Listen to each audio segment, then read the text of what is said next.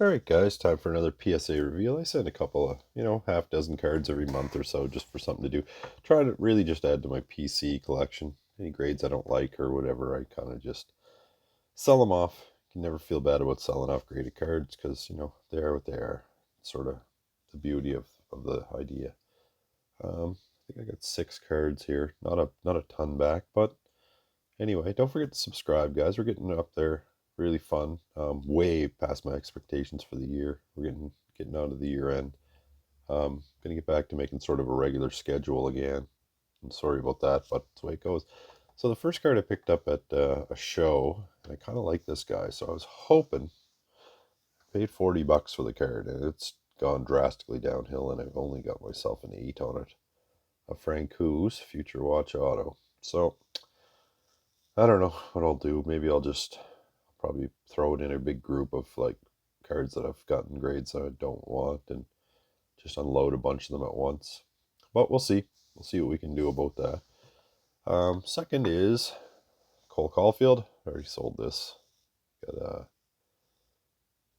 Did all right on it. It's already gone. So just a Cole Caulfield retro young gun. Kind of a fun little pull that I pulled out of a blaster. I did get my money back for it, so I can't complain, even though it got a 9. If I got a 10, I would have done really well. So that's sort of the thing. Here's another card that I pulled out of the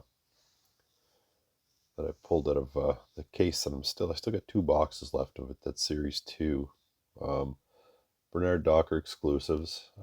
Yeah, I sold this as a 9. I did okay on it, I guess. Not great, but right now the card market's kind of down, so I basically sold off these 2 cards and made enough to pay my grading fees for these. So you guys can sort of do your at home math. I got a really good gig. I got a really good friend who sends my cards in for me. I talk to him all the time. Sometimes he'll just call. We'll go for a cruise, get a tea or whatever, shoot the shit. And yeah, he does PSA subs. So I'll call him up and be like, hey, I got 5 or 6 cards. Just go to his house, drop them off. It's the easiest thing in the world for me. He'll just call me 2 months later, 3 months later when they come back and tell me how much I owe. So works out really well for me. So it's not a big hassle. It's kind of why I have such an easy time with the PSA subs. So might get into rounding up a little bit of business form maybe if things ever catch on. We'll see.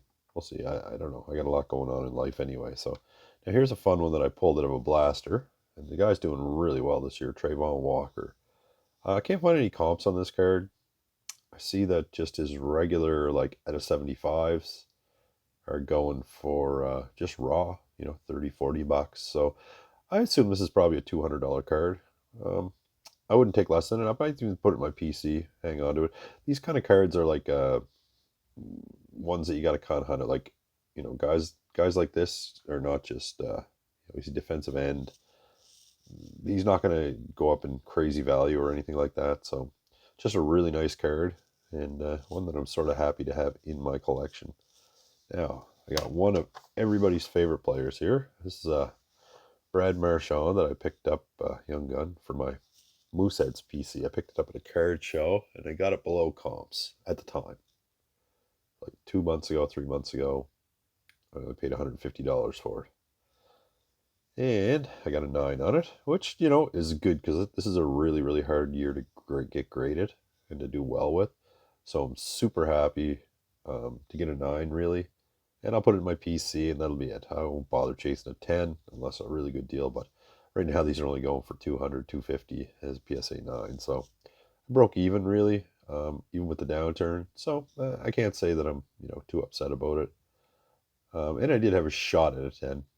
I could see that there was kind of a weak little corner up here, and I thought, but the surface and everything looked really good when I sent it. So you never know with PSA, but usually don't send anything unless I think it'll get a 10. I didn't think this would get a 10, so I wouldn't have been shocked if it had come back as an 8. You know what I mean? But anyway, I'm happy to have it. Happy to put it in my collection, and that's it. Another one off the list. Another one of the bigger young guns for the Mooseheads, former Mooseheads players. And then my favorite one that I pulled Justin Barron Black Canvas PSA 10. Another Mooseheads guy, so he's for my PC. I pulled this out of Extended, so super, super happy with that. Or, yes, Extended, yes. Super happy. I had a really, really good box. So here we are. Really good card, and one that I'm happy to stick in the collection. I got a PSA 9 of his regular rookie, but I'm going to try to round up a Justin Barron clear cut 10. That's sort of my next card I'm going to try to get. Put that in the PC, and then I'll be done with him. I'll have enough.